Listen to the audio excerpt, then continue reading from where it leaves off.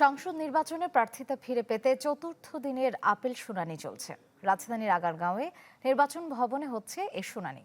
তৃতীয় দিন ৭০টি আবেদন নিষ্পত্তি করে নির্বাচন কমিশন। প্রার্থিতা ফিরে পান ৪১ জন। এ নিয়ে ৩ দিনের শুনানিতে প্রার্থিতা ফিরে পেয়েছেন ১৬১ জন। ১৮ জানুয়ারি পর্যন্ত চলবে আপিল শুনানি। মনোনয়ন প্রত্যাহারের শেষ সময় ২০ জানুয়ারি। এরপর ২১ জানুয়ারি প্রার্থীদের মাঝে প্রতীক বরাদ্দ দিবে ইসি। প্রার্থিতা ফিরে পেতে চতুর্থ দিনের আপিল শুনানি নিয়ে আরও জানাতে রাজধানীর আগারগাঁওয়ের নির্বাচন ভবন থেকে সরাসরি যুক্ত হচ্ছেন নাফিউল ইসলাম লিংকন। যাচ্ছি তার কাছে।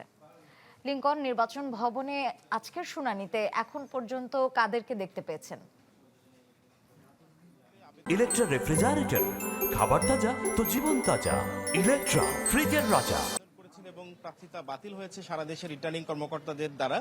এমন ৬৪৫ জনের শুনানি কিন্তু আগামী ১৮ তারিখ পর্যন্ত হবে। আজ চতুর্থ দিনের মতো শুনানি চলছে। আমরা জানি যে প্রতিদিন ৭০ জন করে শুনানিতে অংশ নিতে পারছেন এবং আজকে তালিকায় থাকা ২১১ থেকে শুরু করে ২৮০ পর্যন্ত তালিকায় যারা সিরিয়ালি আছে তাদের শুনানি হবে এবং দুপুর ১২টা পর্যন্ত প্রথমার্ধে শুনানিতে ৩৫ জন এবং দুপুর ২টা থেকে বিকাল ৫টা পর্যন্ত বাকি ৩৫ জন দিনের তারা কিন্তু শুনানিতে অংশ নেবে।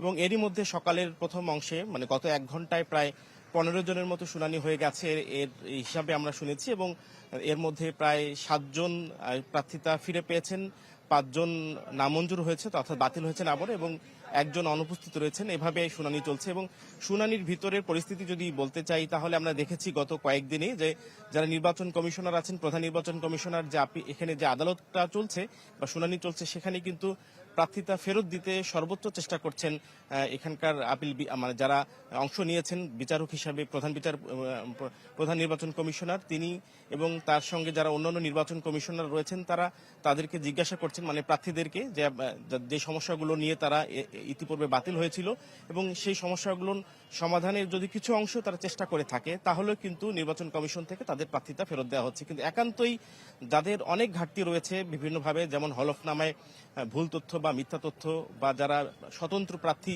যারা তাদের কাঙ্ক্ষিত ১% যারা ভোটার তাদের নাম স্বাক্ষর বিহীন বা তাদের পরিচয় পাওয়া যাচ্ছে না, যারা রিটার্নিং কর্মকর্তারা সে অনুসন্ধানে গেছেন, এরকম ক্ষেত্রে কিন্তু প্রার্থিতা ফেরত দেওয়া হচ্ছে না। তবে এছাড়া যারা ফেরত পাচ্ছেন তারা তো নির্বাচনে অংশগ্রহণ করতে পারবেনই এবং যারা প্রার্থিতা ফেরত পাচ্ছেন না তাদের কিন্তু উচ্চ আদালতে এখনো আপিল করার সুযোগ রয়েছে। এই হিসাবে আগামী ১৮ তারিখ পর্যন্ত মোট ৬৪৫ জনের শুনানি অনুষ্ঠিত হবে এবং আমরা জানি যে ১৯ তারিখ বাদ দিয়ে ২০ তারিখ প্রার্থিতা ফেরত বা প্রত্যাহার করার সুযোগ থাকছে এবং ২১ তারিখে কিন্তু আমরা জানি যে প্রতীক বরাদ্দ হবে। এভাবে নির্বাচনের খুব কাছাকাছি মানে তফসিল ঘোষণার যে বিষয়গুলো রয়েছে এগুলো শেষ হলে আগামী ১২ তারিখের জন্য আর কি সবাই নির্বাচনে ঝাঁপিয়ে পড়বেন এমনটা আশা করছি এবং আমরা শুনানির জন্য অপেক্ষা করছি। দিন শেষে জানাবো আজকে ৭০ জনের মধ্যে কয়জন ফেরত পেল এবং কয়জনের প্রার্থিতা বাতিল হলো। এই ছিল নির্বাচন কমিশন থেকে চতুর্থ দিনের শুনানি সর্বশেষ খবর। ধন্যবাদ লিংকন। সরাসরি যুক্ত ছিলাম নির্বাচন ভবনে।